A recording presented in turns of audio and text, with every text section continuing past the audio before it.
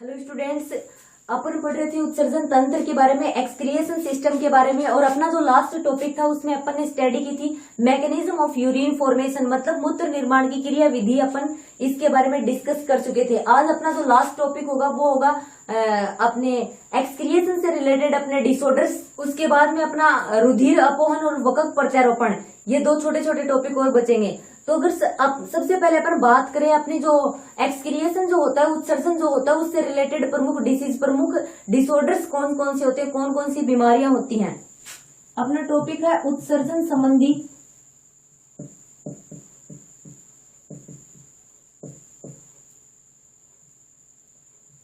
रोग, जिसमें फर्स्ट अपना है यूरेमिया। और यूरेमिया क्या होता है? यूरेमिया ये होता है अपना जो रुधिर होता है, उस रुधिर में यूरिया की मात्रा ज्यादा हो जाती है, ठीक है। और ब्लड में जब यूरिया की मात्रा ज्यादा हो जाती है तब क्या होता है, ब्लड में यूरिया की मात्रा ज्यादा होने से जो रोगी व्यक्ति होता है उसकी मृत्यु भी हो सकती है। बाद में अगर सेकंड डिसऑर्डर की अपन बात करें, गाउट का रोग। अब ये गाउट का रोग क्या होता है, ये एक अनुवांशिक रोग होता है। और इसमें क्या होता है, अपना रुधिर जो होता है, अपने रुधिर में यूरिक अम्ल की मात्रा ज्यादा हो जाती है। ज्यादातर जो ये रोग होता है ये निर्जलीकरण या उपवास की वजह से बढ़ जाता है। अगर नेक्स्ट डिसऑर्डर की अपन बात करें, इसमें आएगा वकक पथरी। अब वकक पथरी में क्या होता है, अपना वकक पेल्विस का जो पार्ट होता है, वकक श्रोणि का जो पार्ट होता है, उसमें कुछ पदार्थ जमा होने लगते हैं। कौन से पदार्थ? जो अपना यूरिक अम्ल के क्रिस्टल होते हैं, वो कैल्शियम ऑक्सीलेट, फोस्फेट और जो अपने फोस्फेट लवण आदि ऐसे पदार्थ जो होते हैं वो अपने वकक के श्रोणि पार्ट या पेल्विस पार्ट में जमने लगते हैं, जिसकी वजह से वकक पथरी रोग हो जाता है। नेक्स्ट डिसऑर्डर की अपन बात करें तो इसमें आता है ब्राउट का रोग। इम्पोर्टेंट है ये गाउट का रोग क्या होता है, ब्राउट का रोग क्या होता है, छोटा क्वेश्चन पूछ सकते हैं इनसे। या इसको नेफ्रेटिस भी बोला जाता है। और अपना जो ब्राउट का या नेफ्रेटिस का जो रोग होता है, ये क्या होता है, अपना जो कोशिका गुच्छ ग्लोमेरुलस जो होता है, उस ग्लोमेरुलस में किसके संक्रमण से, स्ट्रेप्टोकोकस जो जीवाणु होता है उसके संक्रमण से ये रोग फैलता है। इससे क्या होता है, जिससे अपना ग्लोमेरुलस का जो पार्ट होता है उसमें सूजन आ जाती है, जिससे क्या होता है, उसकी जो झिल्लियां होती है वो अत्यधिक पारगम्य हो जाती है। और अपना आरबीसी और जो प्रोटीन होती है वो भी निस्यंद के साथ छनकर आ जाती है। और जब इसका इलाज नहीं हो पाता तो जो तरल पदार्थ होता है वो उत्कों में जम जाता है, जिससे अपने पैर जो होते हैं उनमें सूजन आ जाती है, वो फूल जाते हैं, जिसे क्या बोला जाता है, जिसे एडिमा या ड्रोप्सी बोला जाता है, ठीक है। अगर नेक्स्ट डिसऑर्डर की अपन बात करें, ग्लाइकोसूरिया। अब अपना ग्लाइकोसूरिया किस वजह से होता है, अपना जो ब्लड होता है, अपना रुधिर जो होता है उसमें इंसुलिन की कमी से क्या होता है, ग्लाइकोसूरिया रोग हो जाता है। अपन बात करें डिसयूरिया। डिसयूरिया क्या होती है, जब जिस टाइम यूरिन का एक्सक्रिएशन हो रहा है उस टाइम बहुत ज्यादा पेन होना, बहुत ज्यादा दर्द होना, क्या कौन सी डिसीज होती है, डिसयूरिया। इसी प्रकार से एक होती है पोलीयूरिया। अब पोलीयूरिया में क्या होता है, पुनर्अवशोषण की जो प्रोसेस होती है, पुनर्अवशोषण जो नेफ्रॉन में अपने पुनर्अवशोषण की प्रोसेस होती है, उसमें क्या होता है, वाटर जो होता है, जल जो होता है, उसका अत्यधिक मात्रा में अवशोषण कर लिया जाता है। लगभग उसका 80 से 90% पार्ट अवशोषित हो जाता है। लेकिन पोलीयूरिया रोग में ऐसा नहीं हो पाता। जो जो अपना वाटर होता है उसका पुनर्अवशोषण नहीं हो पाता, जिसकी वजह से यूरिन जो होता है, अपना मूत्र जो होता है, उसमें क्या हो जाता है, उसमें वाटर जो होता है, उस वाटर की मात्रा बढ़ जाती है, जिसको क्या बोला जाता है, जिसको पोलीयूरिया या बहुमूत्रता भी बोला जाता है।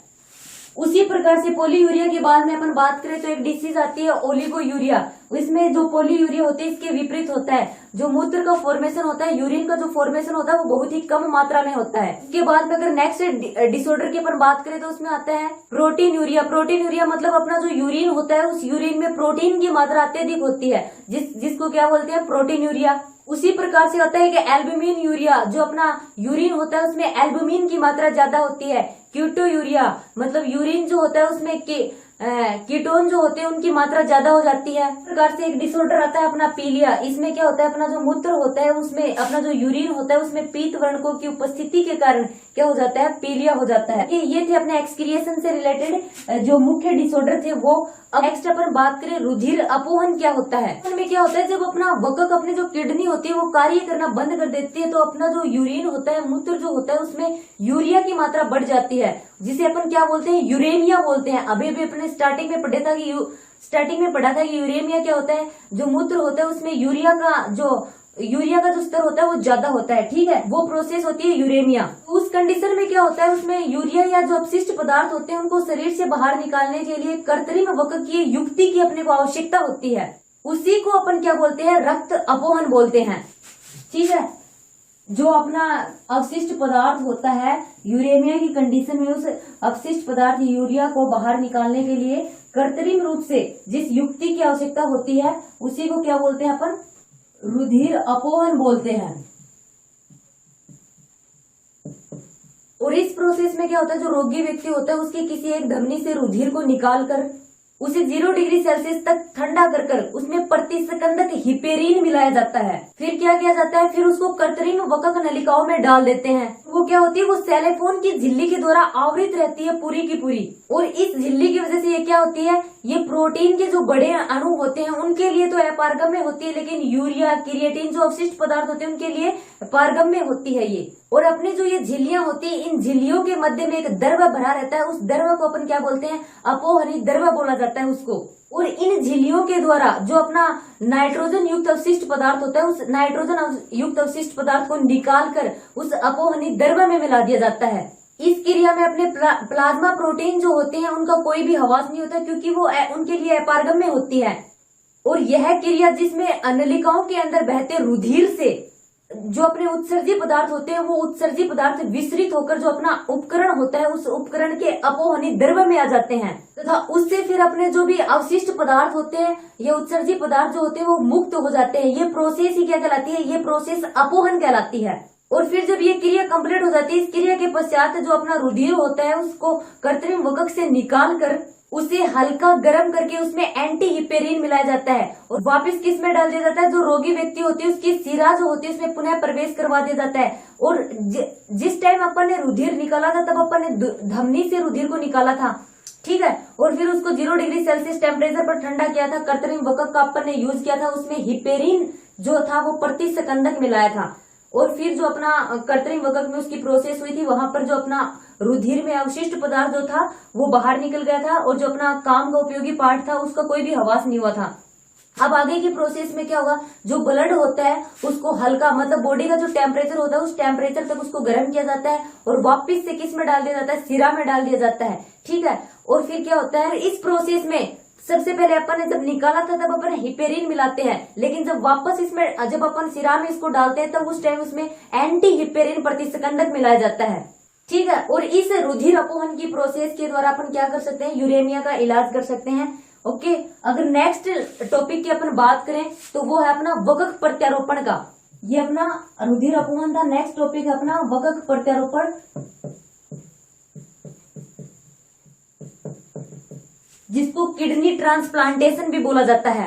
इस प्रोसेस में क्या होता है, ये यहाँ पर तो कृत्रिम वक्क का यूज कर लिया जाता है, ब्लड निकाल लिया जाता है रोगी व्यक्ति का, फिर वापस से वही ब्लड फिर वापस से वही ब्लड मतलब उससे उत्सर्जी पदार्थ अलग हो जाते हैं तो उस जो रोगी व्यक्ति होता है उसके अंदर डाल दिया जाता है। लेकिन वक्क प्रत्यारोपण में क्या होता है, जो रोगी व्यक्ति होता है उसकी किडनी जो होती है बिल्कुल कार्य करना बंद कर देती है, तो उस जगह पर फिर स्वस्थ मनुष्य की किडनी क्या की जाती है, ट्रांसप्लांट की जाती है, स्थानांतरित की जाती है। उसी प्रोसेस को क्या बोला जाता है, वक्क प्रत्यारोपण बोला जाता है। मतलब रोगी व्यक्ति की किडनी खराब होने पर वहां पर स्वस्थ व्यक्ति की किडनी ट्रांसप्लांट की जाती है, यही प्रोसेस वक्क प्रत्यारोपण कहलाती है। जो किडनी देने वाला जो प्राणी होता है उसको क्या बोला जाता है, वक्क दाता, या फिर उसको इंग्लिश में अपन बात करें तो किडनी डोनर बोलते हैं। और जो ये किडनी डोनर या वक्क दाता जो होता है वो रोगी व्यक्ति के बिल्कुल रिलेशन में होना चाहिए, निकट रिलेशन में, तभी क्या होता है जो किडनी ट्रांसप्लांट होता है वो ज्यादा सक्सेसफुल रह पाता है, ठीक है।